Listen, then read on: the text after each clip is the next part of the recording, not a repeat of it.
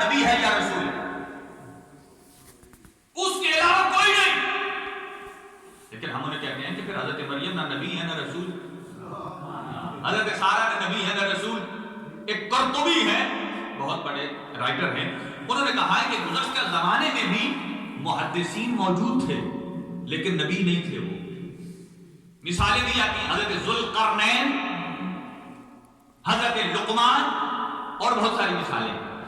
اور وہ یہاں پہ مقایسہ کرتے ہیں کہ سنیے گا، وہ یہ کہتے ہیں کہ ہر محدث کو نبی ہونا چاہیے، جو ملائکہ سے گفتگو کرے اسے حتماً نبی ہونا چاہیے، لیکن یہ ضروری نہیں کہ جو نبی ہو ملائکہ سے گفتگو کرے.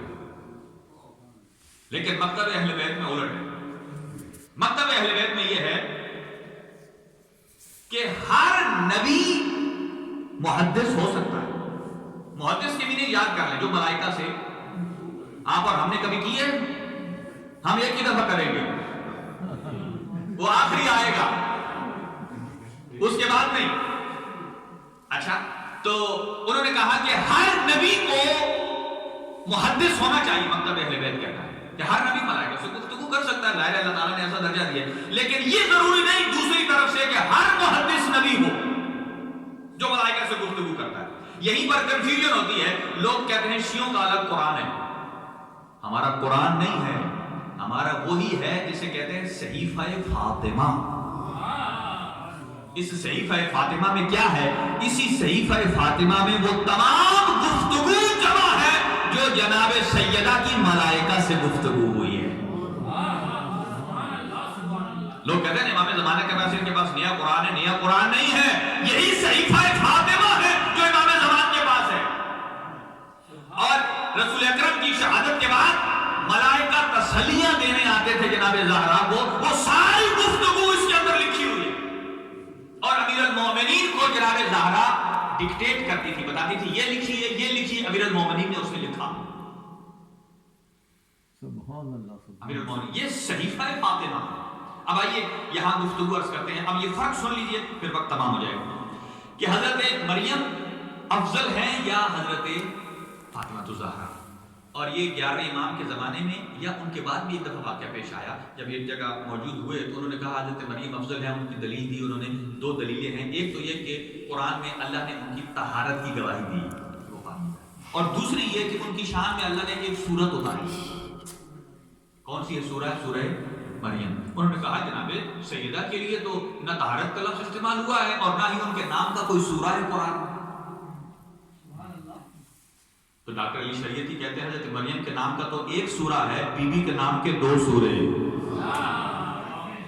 کہا ایک سورہ کوثر ہے، ایک سورہ علق یا سورہ قدر کا بھی اسے کہا گیا ہے. 2 نام ہیں بی بی کے نام کے. اب دوسرا وہ یہ کہتے ہیں کہ اللہ پر فرق دیکھیں، بنیادی فرق کتنا فرق ہے آپ یہاں سے اندازہ کر سکتے ہیں.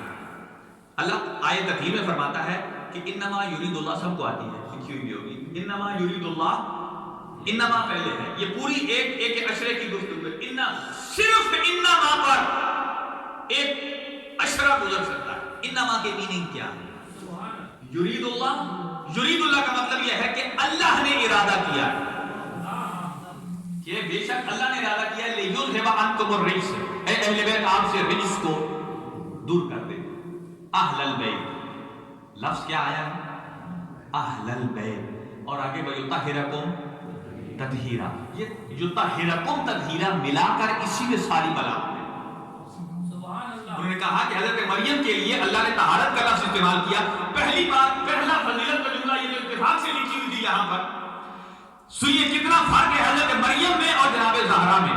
حضرت مریم کی جب طہارت کی باری آئی گواہی دینے کی تو اللہ تعالیٰ نے خود نہیں کہا. میں آہستہ سے کہوں گا تاکہ جملہ آپ کے ذہنوں میں اتر جائے. وَإِذْ قَالَتِ الْمَلَائِكَةُ، ملائکہ نے کہا، اللہ نے ملائکہ سے کہا جاؤ مریم سے کہو کہ ان اللہ اصطفاک وطہرک واصطفاک علی نساء العالمین، کہ اللہ نے آپ کو چن لیا ہے، آپ کو پاک کر دیا ہے، آپ کو زمانے کی عورتوں پر چن لیا ہے. تو یہ کہا ہے کہ ملائکہ سے کہا جاؤ مریم کو پیغام دو.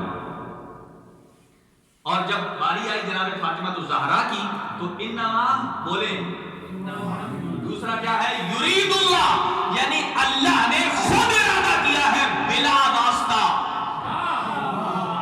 बगैर किसी वास्ते के, बगैर फरिश्ते के, बगैर किसी मलक के। अल्लाह ने फरमाया ए जिब्राइल जाओ और ये आयत मजीदा। अच्छा, जो कुरान की सारी आयतें हैं, कोई पहाड़ पे उतरी है, कोई मैदान में उतरी है, ये वो आयत है जो चादर ततहीर के अंदर उतरी है।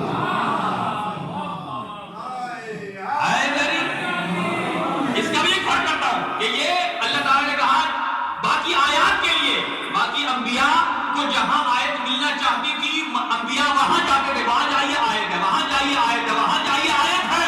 लेकिन अपने हबीब को कहा नहीं, आप एक जगह रुके, आयतें आपकी तरफ आएंगी। लेकिन जब आयत ततहीर की बात आई, कहा मेरा हबीब ये और आयतें नहीं है, ये उसकी आयत है जो ताहिरा को ततहीरा है। आपको जाना पड़ेगा उस चादर के नीचे जो चादर ज़हरा है। और इसी, अभी एक और फजीलत, इसी पर रोकता हूं आपको, यहां आइए। युरीदुल्लाह, अल्लाह ने खुद इरादा किया है कि अहले बैत से रिश्क को दूर किया, ऐसे पाक किया जैसे पाक करने का हक है। अब आइए, जिसने जनाब फातिमा को मिलाना है हजरत मरियम से, वो मुकायसा कर ले। दोनों ताहिरा, दोनों बतूल हैं। फर्क सिर्फ इतना है कि हजरत मरियम की तहारत के लिए अल्लाह ने मलाइका से कहलवाया, और जनाब ज़हरा की तहारत के लिए अल्लाह ने खुद कहा। तो मरियम में और ज़हरा में इतना ही फर्क है जितना मलाइका में और अल्लाह में फर्क है। जितना मलाइका में और अल्लाह में आप मुकायसा करें, अल्लाह में मलाइका में कोई फर्क है? कितना फर्क है भाई? वो खालिक है, वो खालिक न करता, ये खालिक न होते। वो अला कुल्ली शैइन कदीर है, और मलाइका मुतीए महज है, वो वही करते हैं जो अल्लाह कहता है। इसका मतलब यह है कि जितना मलाइका के मर्तबे में और अल्लाह के मर्तबे में फर्क है, इतना ही हजरत मरियम की तहारत में और जनाब ज़हरा की तहारत में फर्क है। हजरत मरियम तो वो है कि जो जनाब सैयदा की आमद के मौका पर फख्र महसूस करती है कि जो मादर ज़हरा की खिदमत के लिए उनके घर आती है।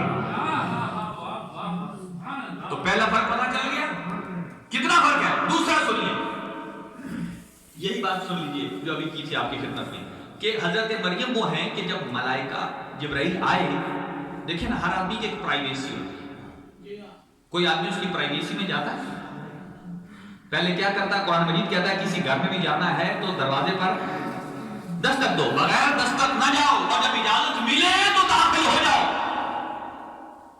फर्क सुनिए, हजरत मरियम एक मकाम पर मौजूद थी और जिब्राइल आ गए। कुरान कहता है कि फतमत्तल लहा बशरन सविय्या, जिब्राइल बिल्कुल इंसानी शक्ल की तरह आए और हजरत मरियम के सामने आए तो खौफजदा हुई। कहा कि अगर तू अल्लाह का मुत्तकी बंदा है तो मुझसे दूर हो जा। आगे क्या कहा हजरत जिब्राइल ने कि मैं अल्लाह का भेजा हुआ हूं, आया हूं, किस लिए? अहबिलके गुलामन, ताकि अल्लाह की तरफ से आपको बच्चा दिया जाए। क्या दिया जाए? तो जनाब मरियम ने क्यों कहा अलग हो जा? इसका मतलब यह है कि उनकी तन्हाई में मलाइका हजरत जिब्राइल चले गए।